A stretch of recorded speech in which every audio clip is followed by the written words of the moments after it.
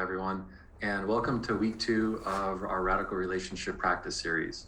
We're diving into radical honesty this week. Honesty requires bravery.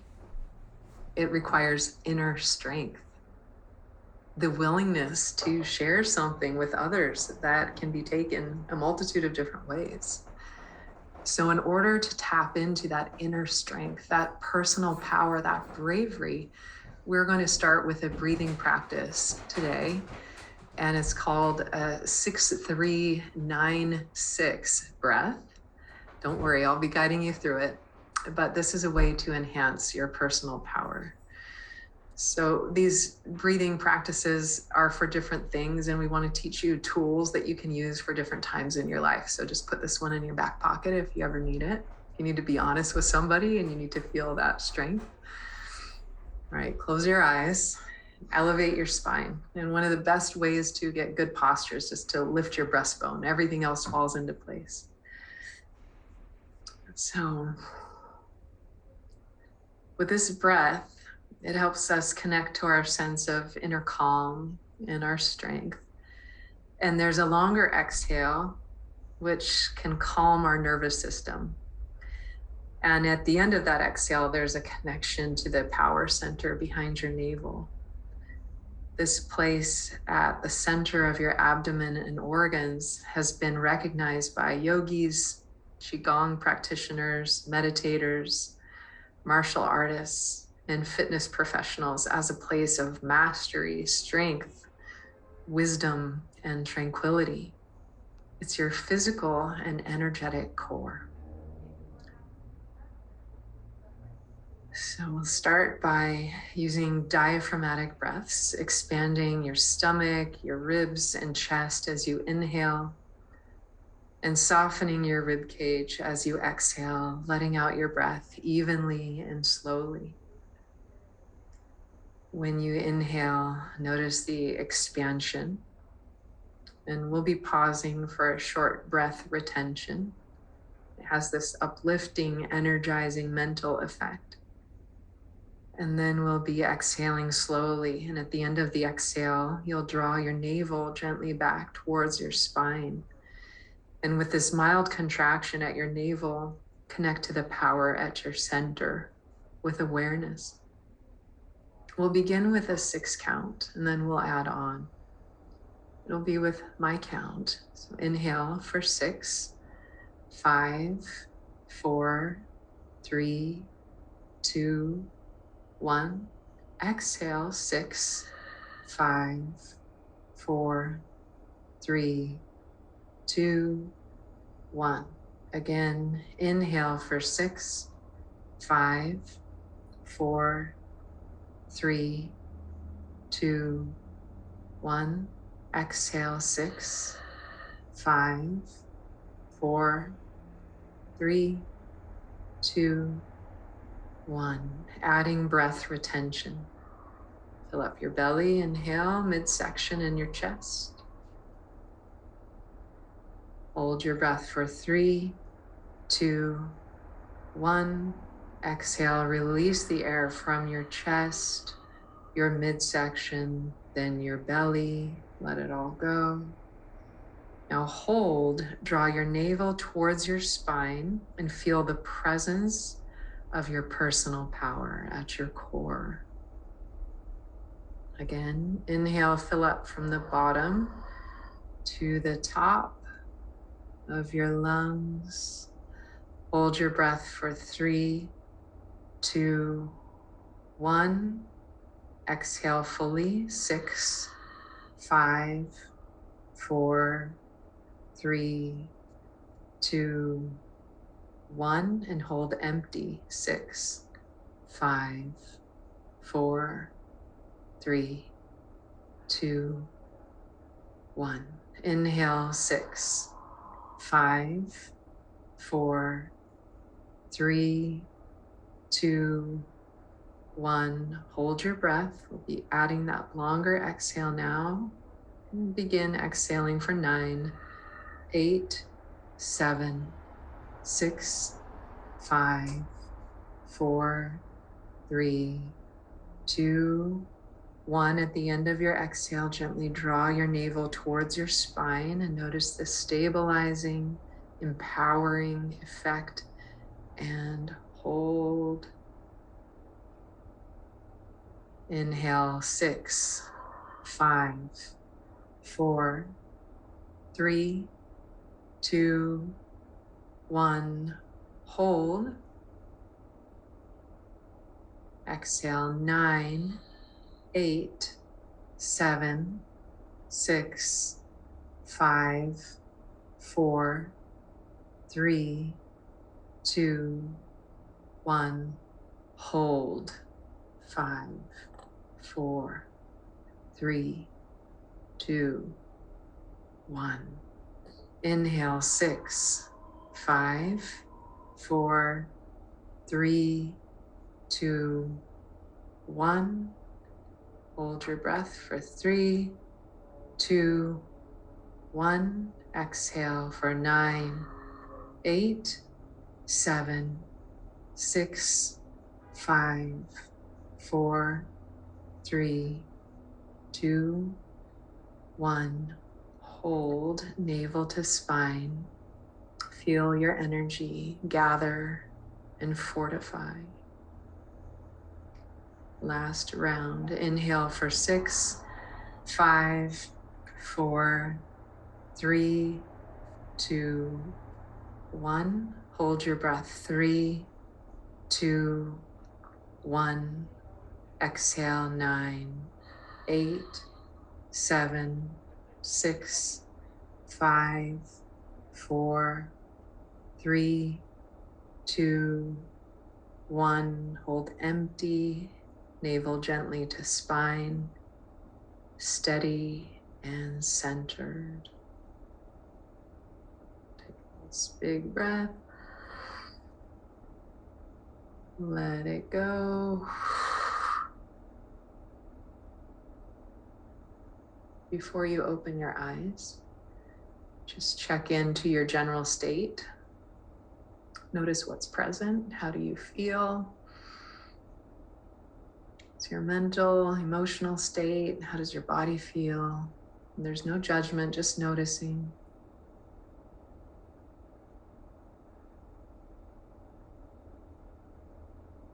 And in order to truly connect with others and lead an authentic life, we first need to get real with ourselves.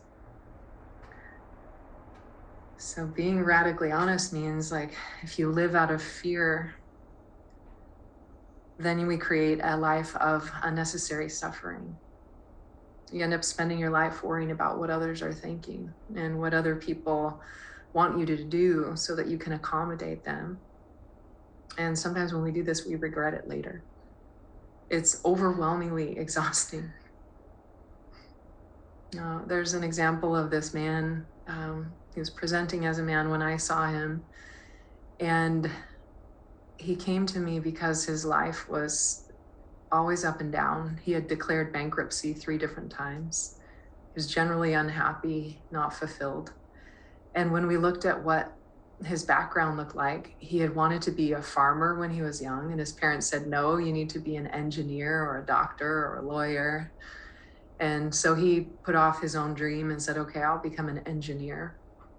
And then he ended up meeting and falling in love with a person who was female, but he also had a feeling inside of him that he wanted to dress and present as a female. And she said, if you want to be with me, if you would like to marry me, you need to continue to have your name, and you need to present as a man, you need to dress as one and act as one. So he loved this person so much, he did. And I think because of these things in his life, this is why he never quite could get into that long-lasting flow. He's living out of alignment with who he really was, and he was trying to people please others so much that it just wasn't working out. So let's dive into the information section of this practice. All right, everyone. Radical Honesty, week 2. So just to carry some things with us from last week, from our introductory week. really looking at the disparity and the difference between our conscious mind and our subconscious mind. So part of this kind of radical living, radical relationship practice is about diving deeper than maybe we have felt comfortable to before, than we've had space to before, or that we've felt like it's been open to us before, where we really need to get into that subconscious and create a more healthy relationship with it. Instead of us feeling like our lives are out of control or we don't have a say in things, a lot of this practice is really moving back into the driver's seat of our own system, of our own lives, and cultivating these practices from the inside so that we can express them externally. So part of the challenges we're up against is that strength, that intensity and that power of the subconscious mind, which controls all of the major systems within the body. It is planning, protection, and safety at all costs. And at all costs, unfortunately, means at the cost of relationships, at the cost of our own health, if we don't take the steps to really wrap our heads around what we're up against. The other challenges are that our subconscious is nonlinear. It is quantum in that respect because there is no past or future, it's just right now. And so most often when we get dropped into a reaction or we have a visceral feeling that was due to some stimulus outside of ourselves, it's our system kicking in. And it's running a program that it wrote when it felt like we had something similar experienced, which is where we get into the generalization. So our experience can be like a target on a bullseye. But then as time goes by, our system expands that out to incorporate other things that may not have been even associated with that initial instance or that initial embedding of the program. So it's a generalist, it's hyper powerful. There is no linear distinction. It's quantum, so it only knows right now. And so all of its programs are stored as things to use right now, not, oh, this is something that happened when we were 3, we can let that go.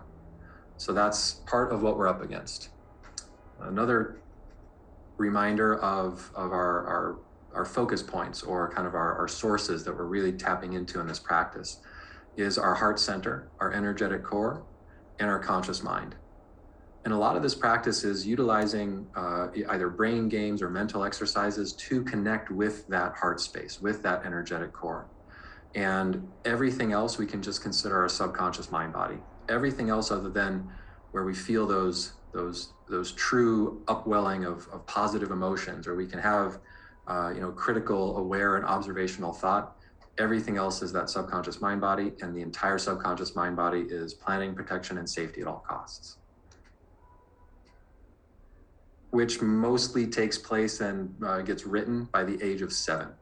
So a majority of the programs that we loop, a majority of the experiences that we have later in life are reflective in one way or another of our early life experiences.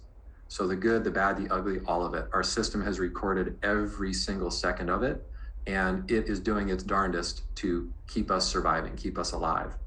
So we're going to flip that script. We're moving from survival to thrive. And the only way that I've really come across being able to do that is taking that dive, looking on the inside.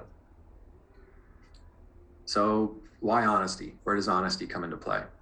Honesty and alignment have a lot to do with each other. And if we are out of alignment with ourselves, it's going to be very challenging to be happy in life and to cultivate authentic, genuine relationships.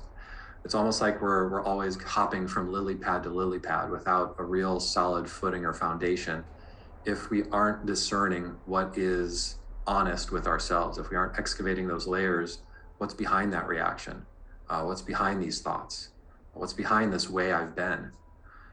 Most times when we're seeking external approval or acceptance or validation and even safety, which is a lot of how we've been trained and programmed.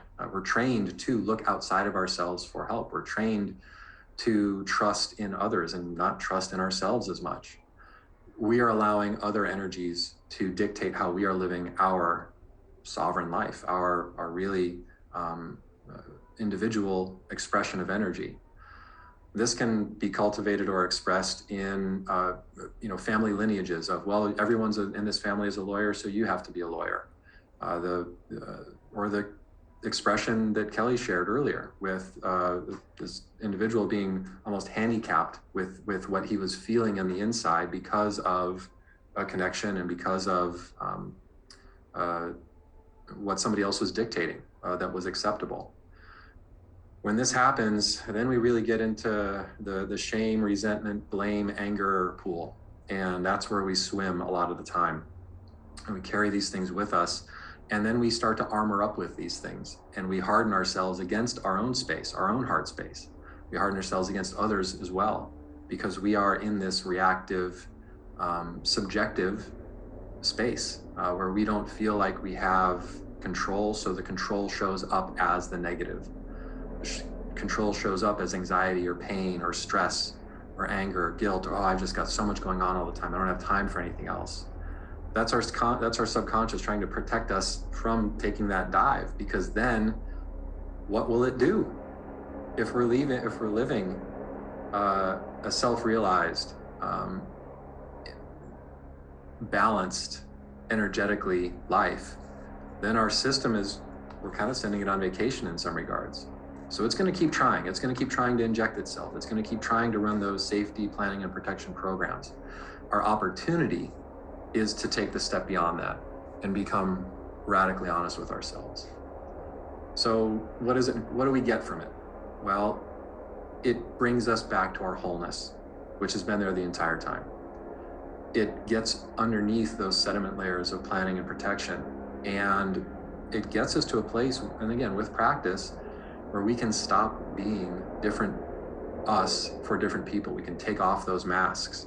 It's part of it is settling into a comfort with exactly who we are, where we are, and when we are, just right in this place. This is where I am. This is what I'm working on.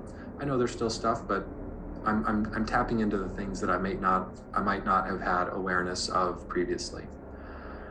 It can be absolutely exhausting showing up in different ways for different people. It's like we're always walking on eggshells with maybe we're one way with our parents, another way with our siblings, a third way with friends, a fourth way with a different friend group, a fifth way with managers at work or supervisors, a sixth way with colleagues at work potentially. So wearing all these hats and having all these masks on at all times, it's depleting. It's just taking it's an energy suck. So a good question to think about is, where is my energy going? How am I hemorrhaging my energy out into the world? And those are good places to start in identifying opportunities to draw our energy back into us. So some things to consider. And these questions might not be the exact questions you would use, but consider these types of questions when you're looking at the degree to which you are in alignment with yourself. So are you doing activities that you enjoy? Are you doing physical or mental or expressive activities that really resonate with you? What you do for work, is that resonant? Or have you always wanted to do something that's maybe gone unspoken or unrealized? Is your intimate expression and in the place that you want it? Are you physically intimate if you are in a physical relationship? At a rate or at an expression that's comfortable and you embrace it?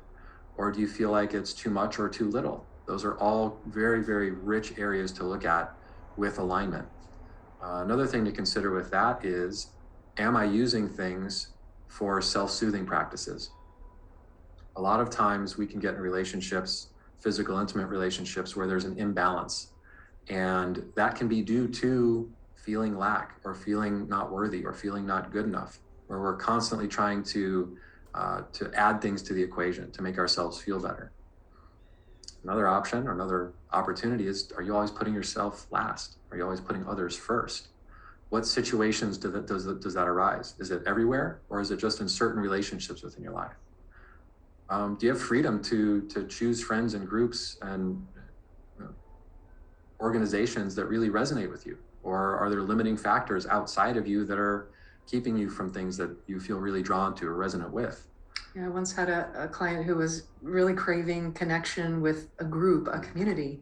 And in the past, he had connected with religion and then had stepped away from that. And his wife wasn't into it, didn't want the children raised around it.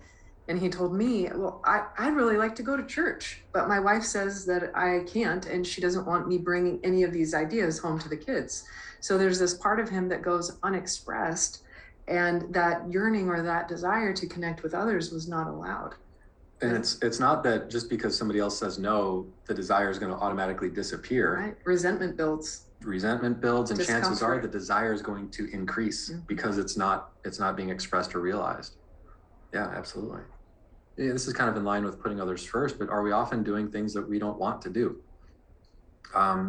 Showing up for things, being present for things, helping in an area we might feel depleted, and we're just like, I've got to go over and do this thing again. I'm just so drained, I can't even do it. But a good daughter would, or a good employee would, or good sibling would. And is there balance in activity or kind of getting what we want?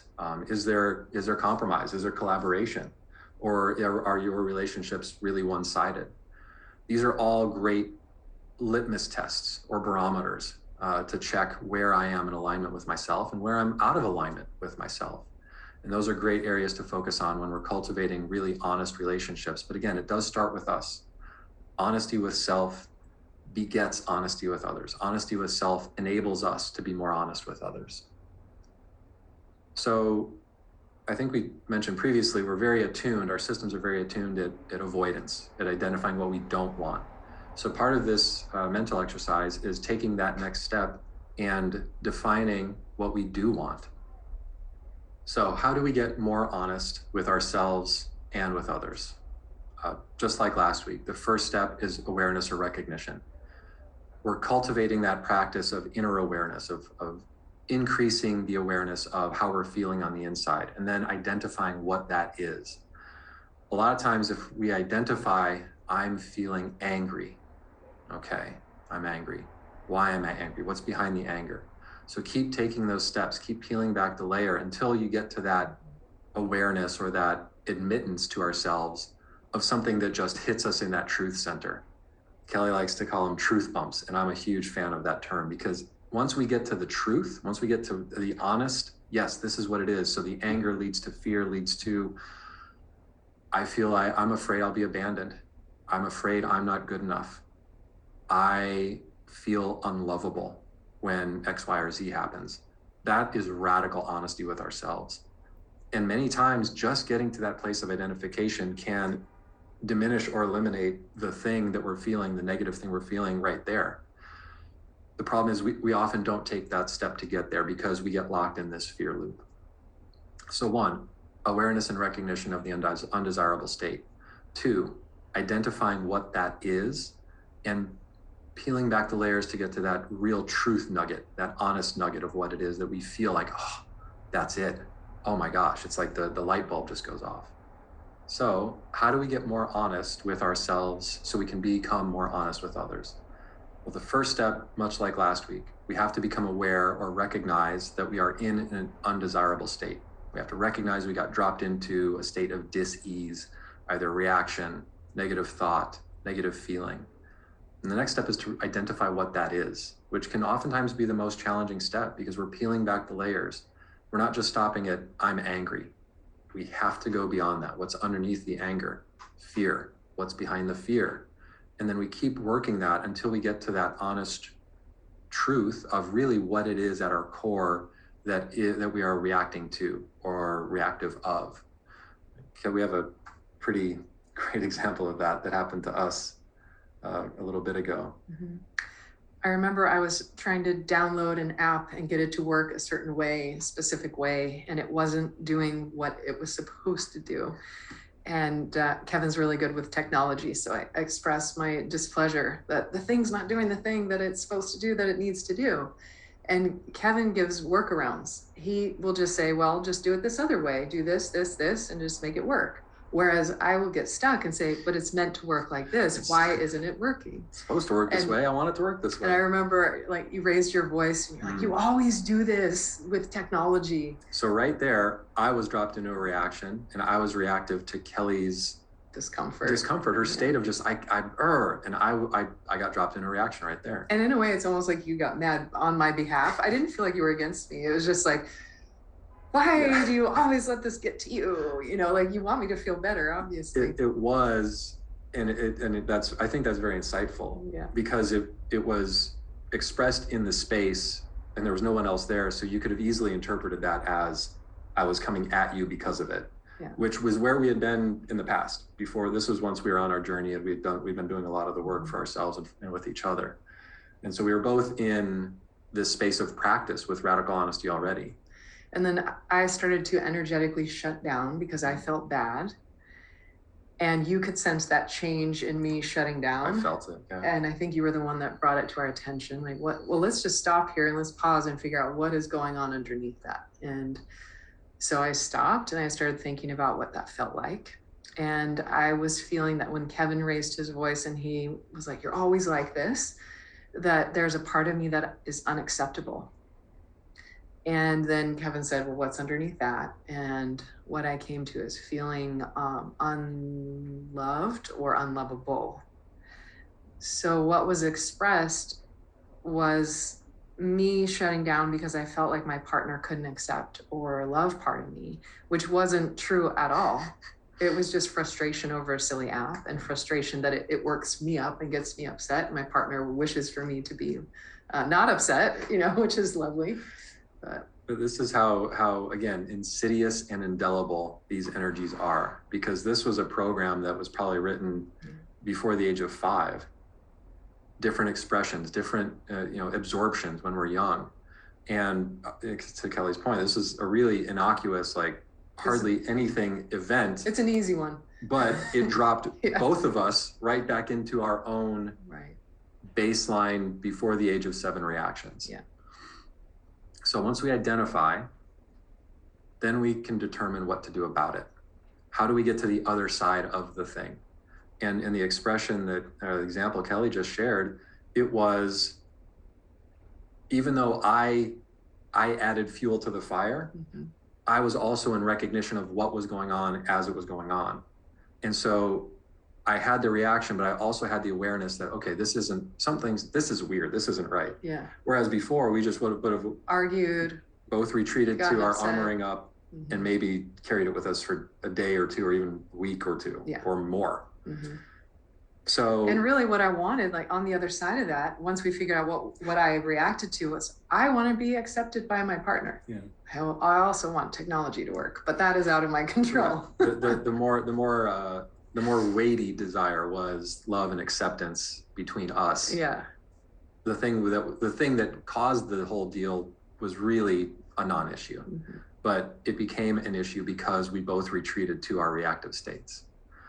So then the identification, once Kelly got to that point of like, and then she traced it all the way back to feeling unloved or unlovable. It's like, well, what do we want?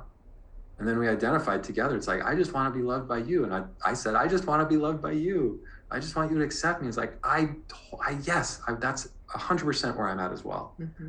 So whereas this little skirmish in the past would have exploded into a full-blown engagement, we extinguished it within minutes because we'd been working the practice. So it's so important. This is something that it's a daily practice of awareness, a daily practice of identification, pulling back those layers without attachment or resistance, which we'll get into more throughout the course. But if we are attached to a thing for safety, or if we're resistant to a way someone else is, it's going to be hard to get to determining what we do want, and it's going to be challenging to communicate how we can achieve that together. So it's all inside of us, and this is where the nuance of the practice comes in. So gentle and kind with ourselves as much as possible as we are practicing, gentle and kind with others as much as possible as we're practicing. And because we are practicing daily, that means kind and gentle with everyone all the time, affording people the benefit of the doubt. We're all in this game. We're all here practicing. So how can we uplift each other and avoid the retreat into those resistant or reactive places? This is the problem. We usually get stuck and we stop at what we don't want, because that's where our system is operating at. It's not operating at creative solutions to finding out what we do want. It's in avoidance mode. This isn't good. I don't want it. Armor up.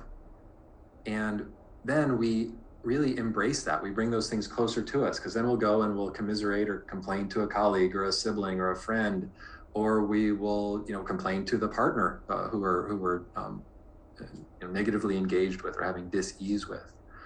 And stopping at that stress or pain point is only going to loop and create more of the thing we don't want. We have to move beyond, move through, move past in order to get to the identifiers of what it is we actually do want. So if we go back to that example of where we broke it down of how quick and easy it is to get dropped into a reaction or get out of our conscious mind and really back into that limbic state. This is a hypothetical. So say, for example, there are two people and they are in a partnership, romantic relationship, and there is one who is chronically late showing up or coming home from work, showing up for things, or even, always the last one out the door, not getting ready. This could be feeling like I don't have control of my life, so I am resistant. I'm just not comfortable with it. The other partner could take that outer expression and assume that it has something to do with us. Well, my partner is always avoiding things. They're always coming home late. We're not really communicating. Obviously, I must be at fault, or I must have a deficit that they are reacting to. So then we get dropped into reaction. So now we have two people where it's just reacting to our internal states. One person could just have something going on where they don't feel like they have a lot of control over their lives, so they retreat. And part of that expression of retreat is this time management thing, or showing up late, or just kind of slow moving. If we stay at feeling like I'm not in control, or we stay at feeling I'm rejected because of the other person's expression, that can lead to nobody cares about me, or heightened states of anxiety. And we get angry or we get avoidant. So perception creates emotion, which leads to defensive behavior. And that is that place where we get stuck, because that's what we're geared towards. We're geared towards avoidance. We're geared towards identifying what it is we don't want. And if we leave our biological, our subconscious mind-body system in charge, that's the only place we're ever going to get to. It's going to be very hard to get past that. By getting beyond that defensive behavior, by taking that pause and identifying there is a state within that I am not, it doesn't feel good, even though it might feel empowering, that is how we can break the cycle. If we get beyond the anger, we can see that what I really want is closeness with my partner, or my child, or my sibling, or my parent. If we can get beyond the anxiety and the avoidance behavior, we might get to a place of recognizing what I really want is just peace and ease. So the goal is the goal. Identifying what our goal is in any interaction can really diffuse negative interactions like that. That does take practice, because again, our system is geared towards defensive behavior. Our system is geared towards survival at all cost. It is our conscious opportunity to get to a place of understanding what our goals are and getting to a place of practice where we can express those goals calmly, peacefully, lovingly, caringly to another. So with all of this, the best tool to use, and one of the most important things, is creating that pause internally, creating that space, even if it's just the window's cracked a touch or the door's open just a sliver, to really be honest with ourselves and internally aware of what's going on inside of us so that we can disrupt that reaction. So if we get to a feeling of anger, it's not wrap ourselves in our anger cape and go and start trying to stay safe by being right. It's okay, I got dropped into anger. Ooh, yeah, that's not fun. I don't, it doesn't feel good when I'm there. All right, where'd that come from? So that awareness and recognition comes with the pause. That's the practice. Pause in the reaction, or pause right at the recognition of the reaction. That's the vehicle that's going to get us beyond the reaction, beyond the resistance, to the goal. I must say too, sometimes anger feels powerful. It's like a false power, but 100%. there have been times where I am aware that I'm in that state of anger and it actually feels good and it feels powerful. And there have been situations where you've asked, can I assist you with all these tools that we have? Maybe I can help shift you out of that. And I've said no. Nope. And it was a conscious decision. And I've waited a day or so until that false power started to dissipate. And then I was ready to shift. And then I said, okay, I would love to receive some help. Let's shift out of it. So, sometimes that pause can be longer than it Right. could be a sliver of a second, or it can be a conscious choice that I'm going to continue this way for a while. And now I'm ready. Okay. And it's okay. I'm just glad I was conscious of it. And I'm like, nope, this feels good. I want to be angry for a while. And that's part of the practice too. Part of the practice is that conscious awareness. Yeah. The other part of the practice is getting to that next level stuff, which is where we were in that example where I didn't get drawn into the anger reaction. I've been working on myself. As we said, we've been working together, and it was when Kelly came, I think she'd come home and I could feel it. Mm-hmm. I could feel it right away. Before, 8 years ago, I would have immediately internalized that. It's something to do with me. I'm not worthy. I'm not good enough. And then I spiral. Mm-hmm. So Kelly's spiraling, I'm spiraling, and then these create this super tornado of bullcrap that we're both reactive to. So the difference was I was holding the space because I was non-reactive on the inside to what Kelly was experiencing. This isn't an expression of selfishness or dulling things. It's just an increase of awareness. It's not disassociating, it's not disconnecting, it's just increasing the awareness of ourselves and our sensitivity to others. If we're feeling somebody else is feeling less than, we don't need to feel less than in order to help them. That actually doesn't do anybody any good. The most important thing we can do, and again, this is that higher level stuff, is be that space holder. If we're feeling someone's in a reaction, we can react, and then it escalates, and then it blows up.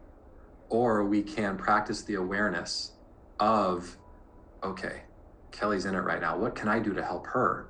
Instead of internalizing it as it's something that has to do with me.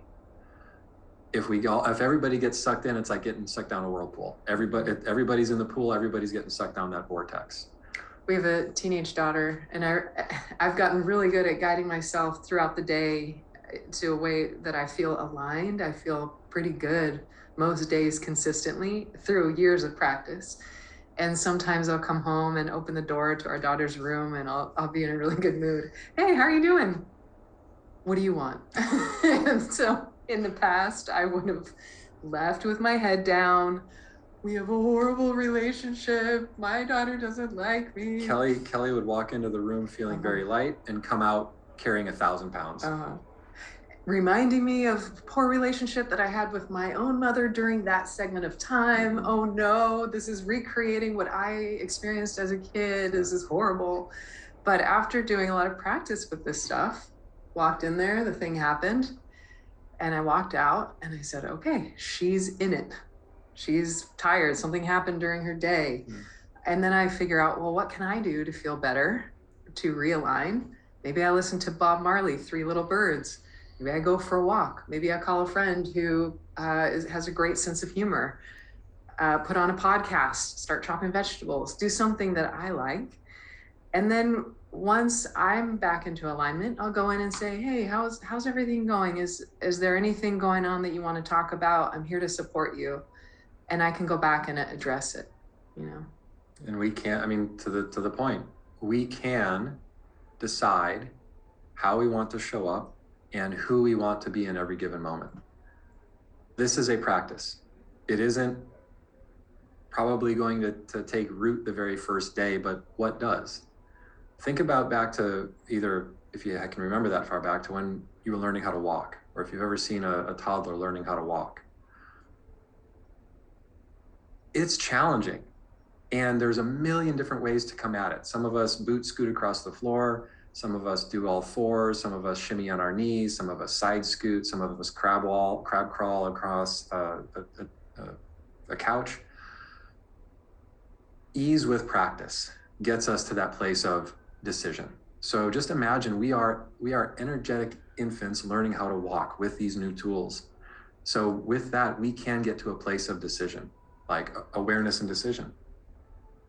All it takes is one person to hold space. All it takes is one person to break a rut, or to break a loop, or to break a pattern, and to shift the dynamic. Kelly's example is absolutely beautiful. And this is literally, we can apply this to every relationship in our lives.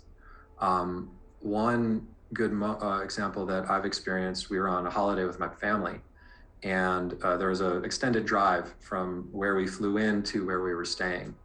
And people within the family started falling into old patterns. And you could feel the almost tension rising in the car. And, some pot shots were taken, and this was between actually my mom and my dad, and one of them was saying things to be heard and be validated. Another one was saying things to be right and show their worth. And it was little stuff here and there, and then we got to where we were staying, and it kind of came to a head, and it got angry. And I was almost a third party in this example, but I actually hit my hand on the counter and kind of like to disrupt. And I had this awareness of what was going on. So I said, Mom, Dad is just sharing, like, yes, he understands. And it doesn't need to, from the second thing he said, he expressed he didn't understand, but you didn't hear or feel validated, even though he did do that. So you were looking for validation, he was looking for acceptance, and you're both coming at it from almost the identical space. And it was like all the negative hot air in the room just evaporated. There may have been a few tears, I think, if I'm remembering correctly. Because you hit to the core of what was really going on and what was felt. Just got straight to it. And it was real for them, and they acknowledged it, and I think they may have even hugged. I don't know, it might have taken a few minutes. I think they did, and honestly, like, it was a week trip, and the rest of the week was great. It was amazing. So the opportunities are there within any relationship, but no buts.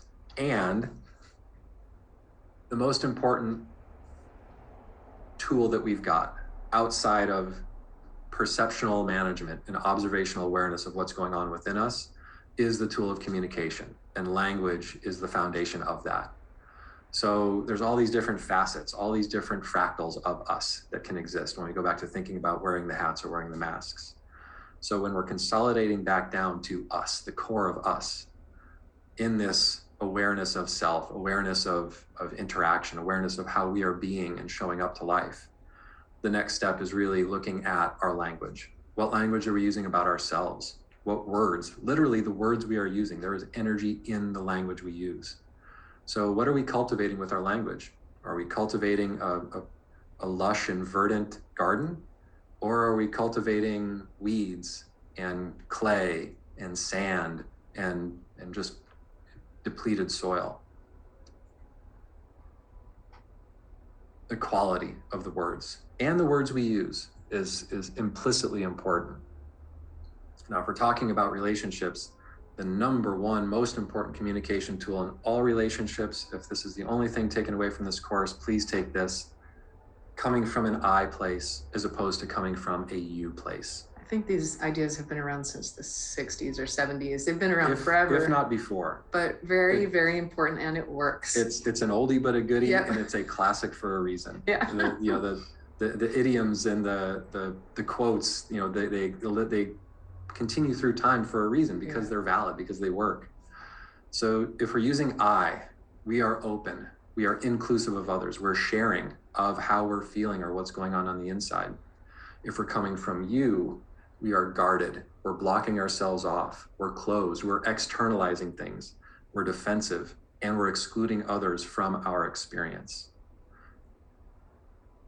Yeah, I have a friend whose husband is a writer, and he loves to write. He writes 11 hours a day minimum, and she was really craving more closeness with him. Her complaints to me were, He's always focused, which I love my husband to do what he wants. I want him to be fulfilled, but we never have time to talk in a close way that feels intimate.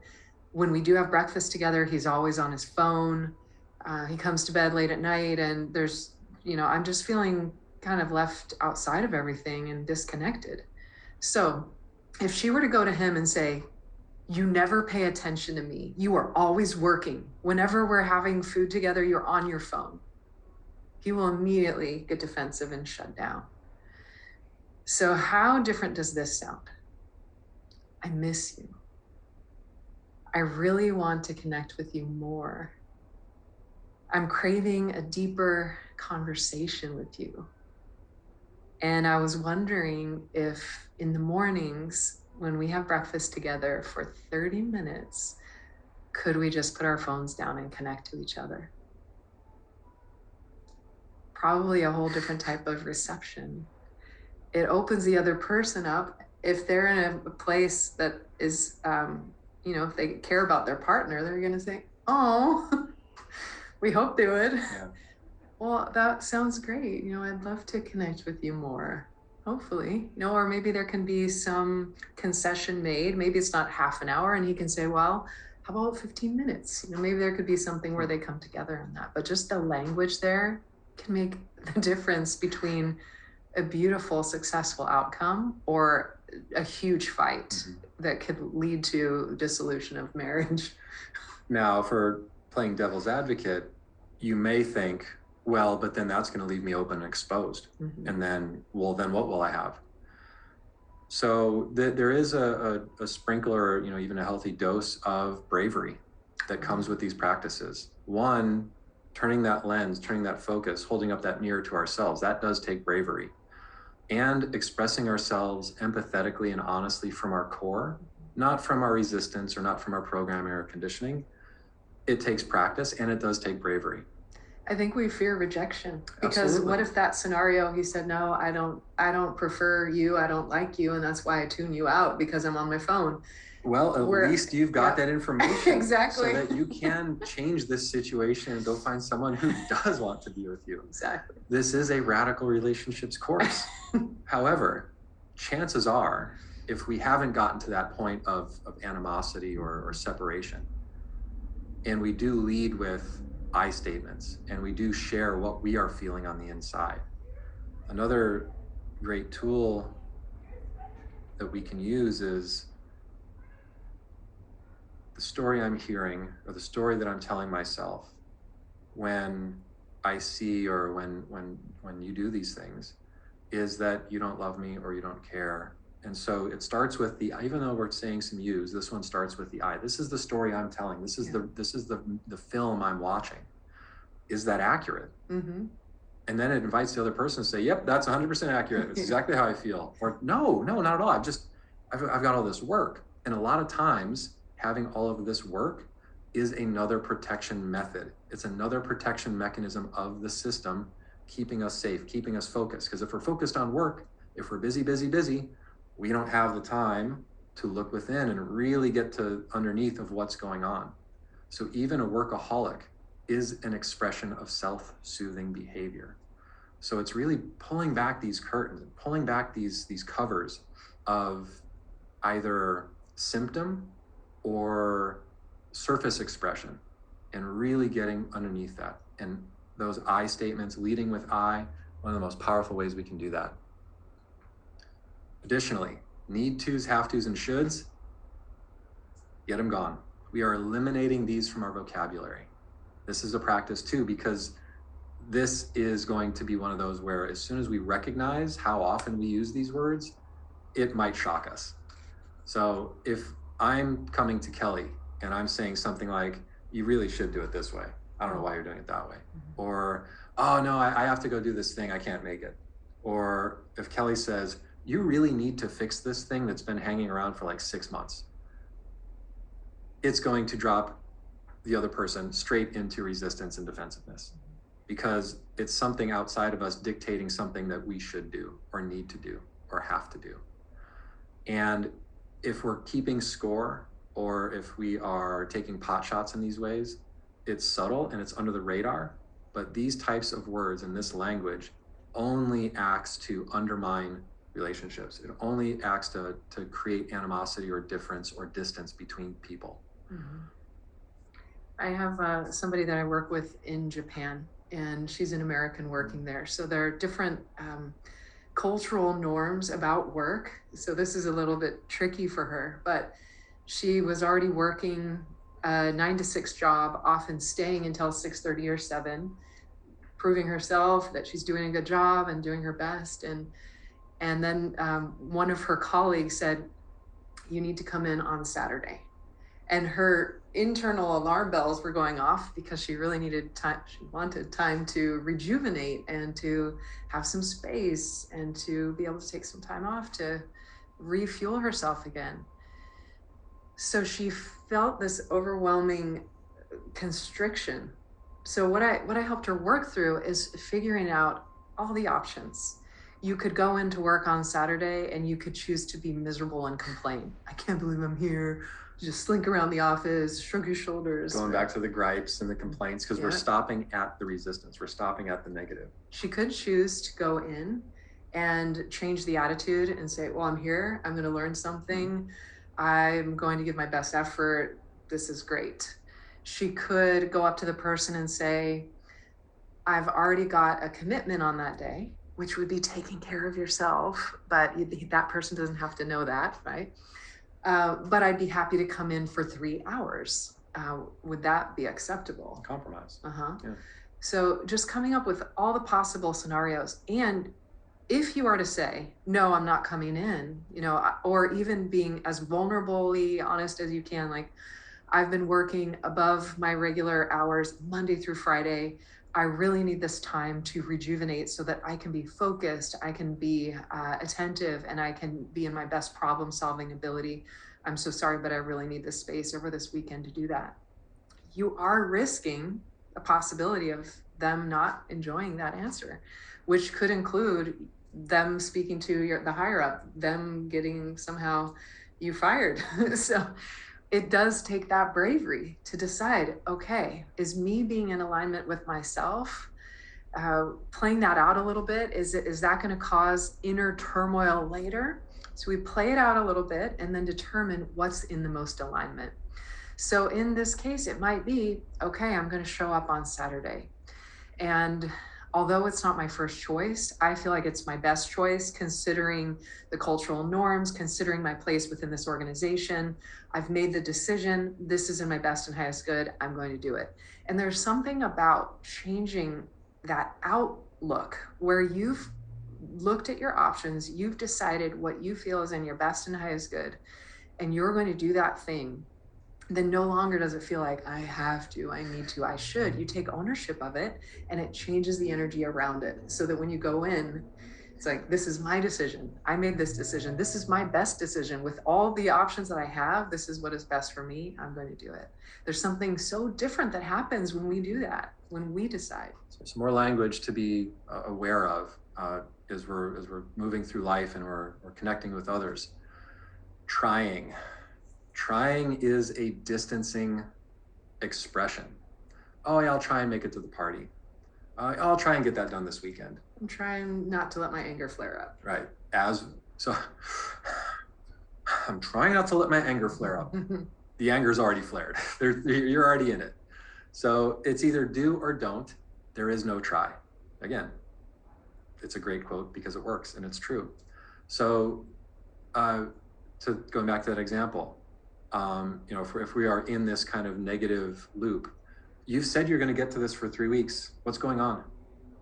Again, we're throwing arrows with the you. "Well, I'll try and get to it this weekend." So it's a placation, and there might be an intention of doing it, but chances are we're dismissing it outright because I'll try and get to that. It's either yes, I'll do it, or no, I won't do it, because trying oftentimes is being dishonest with ourselves, and we're also being dishonest with others. It's pushing it, kicking the can down the road, or pushing it off of our plate as far as what's in front of us. So another expression to consider diminishing or eliminating is the expression of can't. Either I can't do it, I can't make it, or no, you can't do that. Where does that come from? Again, we're looking at the origin. We're getting to the root of this. I can't is in the same vein of I'll try. It's really kind of pushing off. No, I can't make it. Well, you can or you can't. If you can't, then what's behind the can't? Oh, I've actually got a conflict. I have to go to my parents that day. Enjoy though, have a great time. That's an honest answer. I can't make it. It's just dismissive. It's really just not sharing. It's really kind of being guarded and closed off. You can't do it. No, you can't do that. That's limiting. It's limiting someone else, and it's limiting ourselves. Part of this journey is exploration of contrast. There's a plethora of contrast in this world to experience, and one of the keys of really getting to this place of internal direction is releasing resistance to contrast in every expression we can imagine. Really moving beyond can't and getting underneath it. What's behind that? Either if it's self-limiting or if it's being expressed as a limitation of another. Is it fear? Are we afraid somebody's going to get hurt doing something? No, you can't do that. I can't make it. Am I avoidant of social situations? Is this a person who's invited me to something that I really don't want to go to? Being honest can really open doors, and it really takes a lot of the weight of the onus off of our shoulders.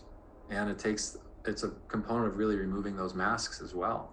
We gotta be tactful though, because you can say that can go horribly wrong. So sometimes we haven't gotten to this part yet, but yes, boundaries and discernment are healthy, and they're very important. So discerning how we are using this language, discerning when and where we are employing these practices is of utmost importance. And how honest are we going to be? And is it kind? Is it necessary? Is it tactful? Yes. Could this be harming another person?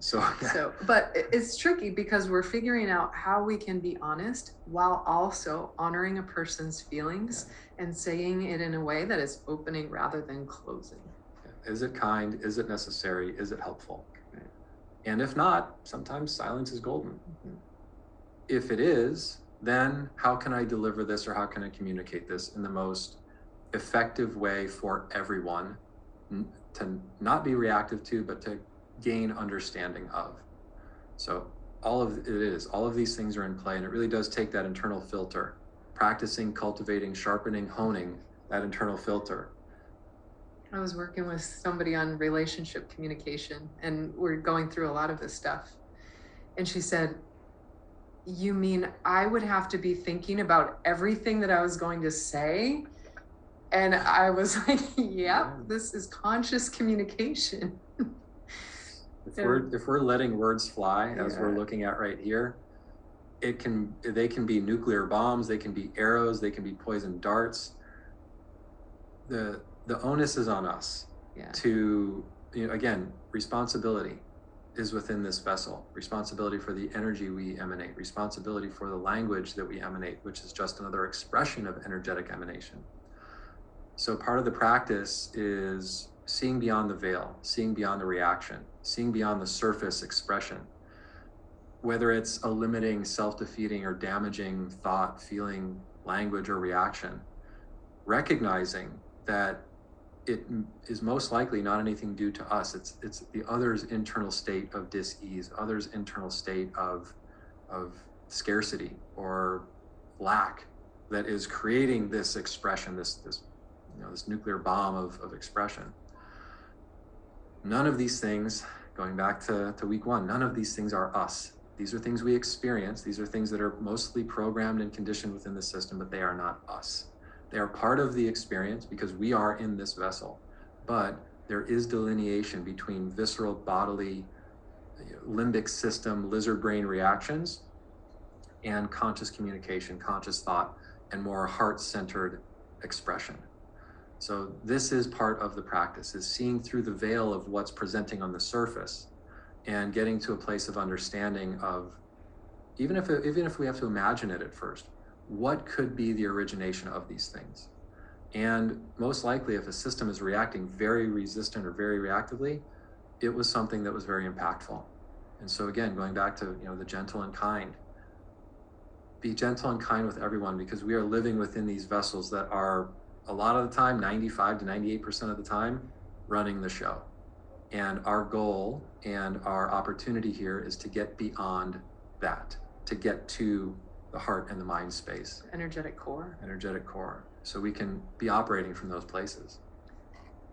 So when we give in to those defensive reactions, when we give in to those damaging or defeating thoughts, feelings on the inside, words and reactions on the outside, we are really keeping ourselves prisoner, and we're a prisoner within our own space.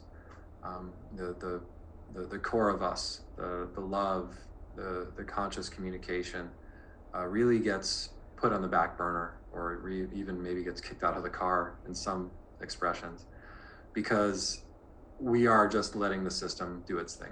We're letting the system run amok, and we're really listening to it. It is a lie. It's not the reality that we're experiencing. It may have been something that's resonant of a negative experience in the past. And the other challenge with all of this is that our system carries everything with us like it's happening in real time. And these reactions are going to be feeling and very reminiscent of something we may have pushed down, may have covered up, or maybe even have forgotten about. So they're simply not true. These outer expressions, these explosions, these reactions, they really aren't us. They're our conditioning and programming. So the opportunity is to emancipate ourselves from this programming, from this conditioning. And a great place to start is with the understanding and awareness that we are not our thoughts, we are not our emotions, and we are not our reactions. So if we aren't those things, then what are we? We are the energy behind. We are the love. We are the source of our experience. We are the creator that has ultimate purview over what happens within this vessel, within this body. And we can start to decouple or differentiate between what a core, what a heart space or an energetic core feeling is, and what the conditioning and programming layers that we've been experiencing our entire lives are. A great place to start is recognition that we are none of these things. And so carrying into this week, we are putting on our anthropologist hat, and we are going to become aware, more aware, as we move through the day, as we move through our week, of our internal states, our feeling states, our thinking states, our observational states, which can lead us to the insight and knowing and looking, pulling back that curtain and really seeing what's going on underneath the hood to get a better sense of where we're coming from, where we are, and then create a place that we can really launch into a positive of where we want to be going.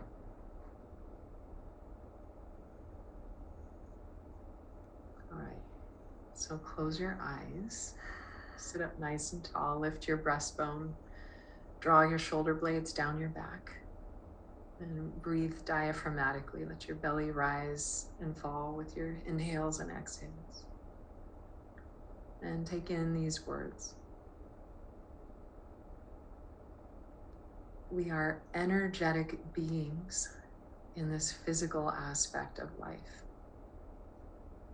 We are part of and connected through an energy grid with everything everywhere. We are fractions of source, whatever word you have for that. And on a scientific note, we are literally made of high frequency energy called light. The law of one states that everything is source. This table, this chair, this piece of fruit, this paper, this pen, that car, the trees, the planets, the sun, the moon, yourself, everything. The entirety of humanity. Everything in it are all infinite expressions of source, source knowing itself through every possibility. And as we perceive ourselves as energy beings, and in that core wisdom, our energy is integrated, focused, whole, and complete, which brings a feeling of absolute well-being. And when we become enlightened, which simply means aware, we're stripping down any falsehood or belief that prevents us from remembering this about ourselves and one another. There's nothing that you need to do to be better. Making more money doesn't bring you more peace and happiness. Having more power, success, or status doesn't do that. Taking college courses and becoming smarter on certain subjects doesn't do that. When people attain these things, they look around and say, this is it. Why do I still feel empty inside? Maybe I need a new partner, a new job, move to another city, make more money, gain more success. Then I'll feel good. But it doesn't work like that. That's living from the outside in. And for contentment, got to live from the inside out.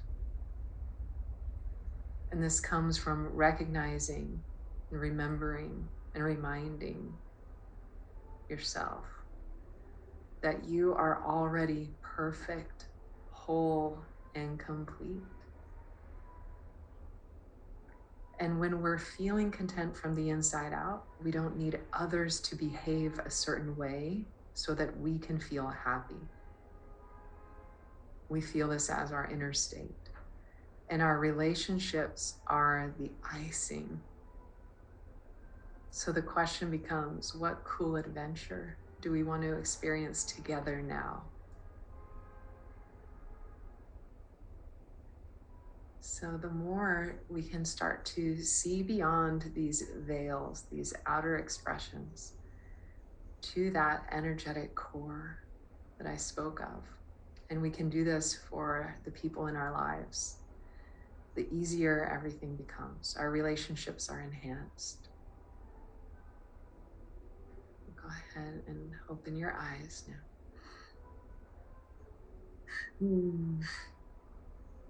The more that we can be radically honest within ourselves and not push down and hide parts of ourselves, the more that we can allow this for other people as well.